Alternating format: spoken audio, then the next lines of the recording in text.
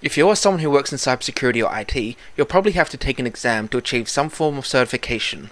As someone who has achieved these certifications, and will hopefully pass the beta exam for this one, I'll show what I did to pass my exams, so you can too. The first thing I do is look at the exam objectives. The exam objectives are useful as it gives you an overview understanding of what you'll need to know to pass the exam. You may see exam topics which you have some experience in, and some topics which you've never heard of before. If you are constrained for time, knowing what you do and don't know will help you in deciding where you should place your focus while studying.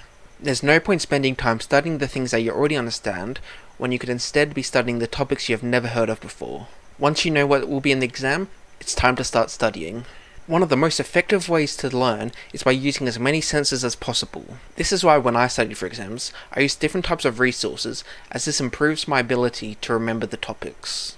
I will always use at least one video course, one book, and one practice exam.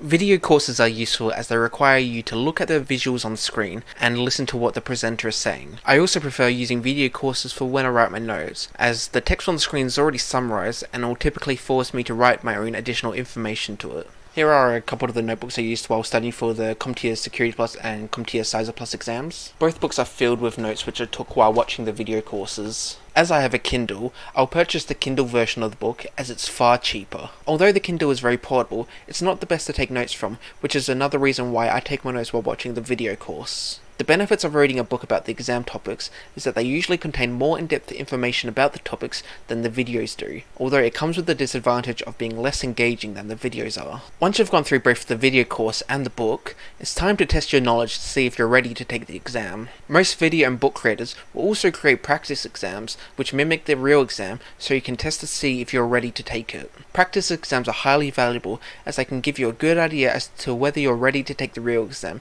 and may potentially save you from wasting money if you fail the exam. If there is a certain topic which you aren't completely knowledgeable in, you'll find out as you will have difficulty in answering questions related to that topic. When you find out which topics you are weakest in, it's important to go back and revise the content. To pass your exam and achieve certification, you will need to understand what it is you need to learn, use resources which require using a variety of your senses, and test your knowledge to gauge whether you're ready for the exam.